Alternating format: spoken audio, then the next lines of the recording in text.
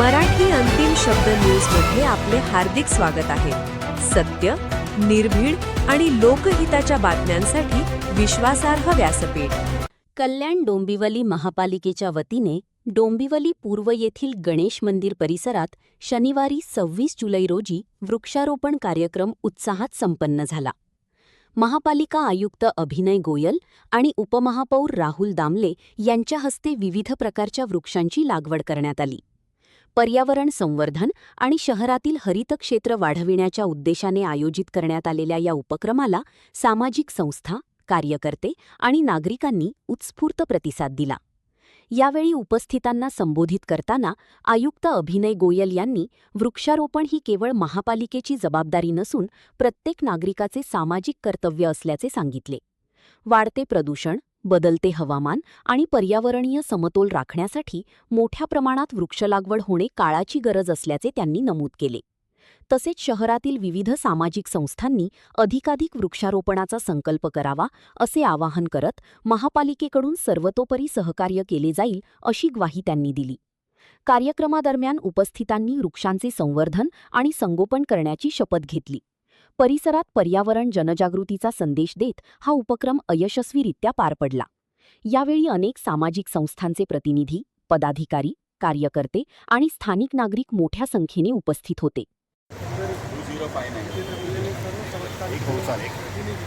गणेश मंदिराचे विश्वस्त आणि सेक्रेटरी माननीय प्रवीण दुबे, राजू कानेटकर, आज आपण इथे सगळेजण आपल्या आवडत्या कार्यक्रमासाठी इथे एकत्र जमलो.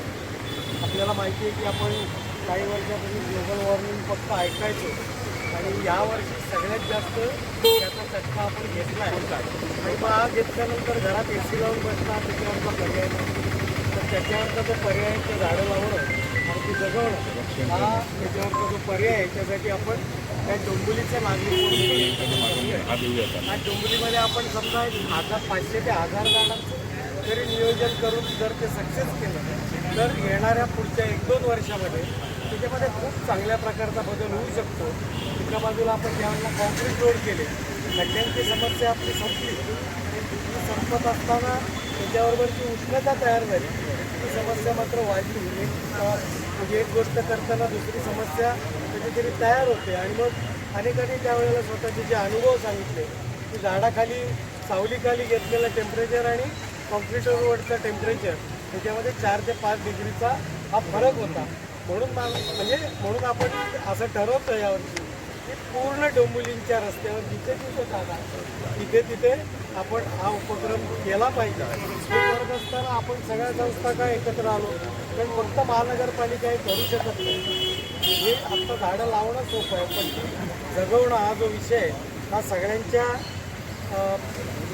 प्रयत्नातच होईल. तुम्ही ज्यावेळेला खड्डे मारायला आपण जातो, पहिले तुम्हाला झाड म्हणजे अशा अडचणी येतात, मंदारजी सांगतात की आमच्या दुकानासमोर खड्डाच करायचं, आमच्या दुकानासमोर झाड नको. अशा वेळेला सगळ्या लोकांनी एकत्र येऊन सांगितलं पाहिजे की तू तुझा व्यवसाय कर, तिथे झाड लागणार आणि हे आपल्या सगळ्यांचं काम आहे. तो कमर्शियल दुकानदार फक्त त्याच्या व्यवसायाचा विचार करत असेल तर आम्ही सगळ्यांनी त्या विषयामध्ये उतरलं पाहिजे. जास्त बोलण्यापेक्षा या कार्यक्रमाच्या आत्ता तुझे साहेबांनी सांगितलं या 35 संस्था या सहभागी झाल्या, त्या संस्था त्यांचे कार्यकर्ते आपण सगळे नागरिक या सगळ्यांनी आजपासून कामाला लागून पहिले आपलं शहर आणि मग आजूबाजूचा परिसर याच्यामध्ये वृक्षारोपणाचा कार्यक्रम घेऊया. आजपर्यंत साहेब तुम्ही मागच्या वर्षी बॉडी नव्हती, पण तुम्ही तुमच्या संकल्पनेतलं जी काही वृक्षारोपणाचं काम केलं, आत्ता पण आपण बघत असू तर 2 फूट 3 फुटाची छोटी रोपटी आपण आणलेली नाही, जी आणली ती 2-3-4 वर्षाची चांगली जगलेली स्ट्रॉंग झाडं आणलेली आहे, जेणेकरून ते बघूनही समोरच्याला वाटेल की नाही एका चांगल्या वृक्षारोपणाची सुरुवात झाली. आपल्या सगळ्यांना शुभेच्छा. आजपासून आपण नक्की सुरुवात करूया. मी आयुक्त साहेबांना विनंती करेन की त्यांनी आपले मनोगत व्यक्त करावे. सर्वांना नमस्कार.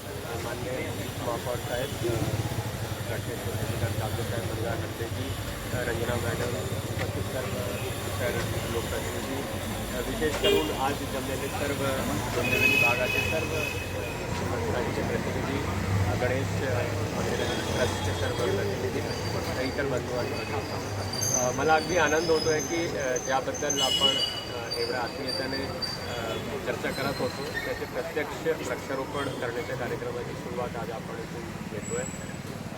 इनफॅक्ट एक चांगली गोष्ट अशी आहे की जसं जांभेसाहेब बोलले की वृक्षारोपण करणं हे फक्त प्रशासनाचे काम नाही किंवा होऊ पण शकत नाही आणि त्याची पॉसिबिलिटी पण फार कमी असते. पण जोपर्यंत आपण नागरिक संस्था ऑल स्टेक होल्डर्स ज्याला बोलतो जोपर्यंत एकत्रित येऊन काम करत नाही तोपर्यंत या प्रकारचे मोठे विषयावर आपण मात देऊ शकणार नाही. वी आर सीइंग की किती इश्यू होत आहे आपल्याकडे जे आपण पाहतोय की एप्रिल मे जूनला किती हीट वेव्ह आपल्या जावं लागतं. आता पाऊस जुलैमध्ये पडतोय तर एवढा जास्त पडतोय की पूर्ण सीझनचा 70% रेनफॉल फक्त एकच महिन्यात पडलेला आहे. तर याचा अर्थ काय आहे की extremes of temperature extremes of weather patterns आपल्याला बघायला भेटत आहे.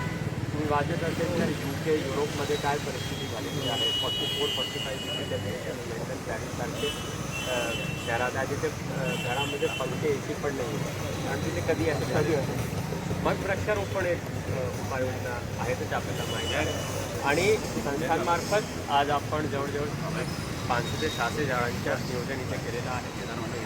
जसं की सांगण्यात आलं की आपण या प्रकारचे रोड साईड प्लांटेशनला मोठे झाडांच्या नियोजन करतो म्हणून मोठे झाडांच्या प्लांटेशन पण काही ठिकाणी आपण जेव्हा अटल गणपती किंवा मियावाकी पद्धतीने करतो तिथे छोटे झाड पण चालतात आणि तिथे आपण डेन्स फॉरेस्टेशन करण्याचा प्रयत्न करतो. आज गणेश मंदिर ट्रस्ट आणि त्याचबरोबर तर संस्थांनी आणि महात्मा मॉडेलने भेट घेतल्यामुळे जी आपली संकल्पना होती त्याला मूर्त स्वरूपात आपण ठिकाणी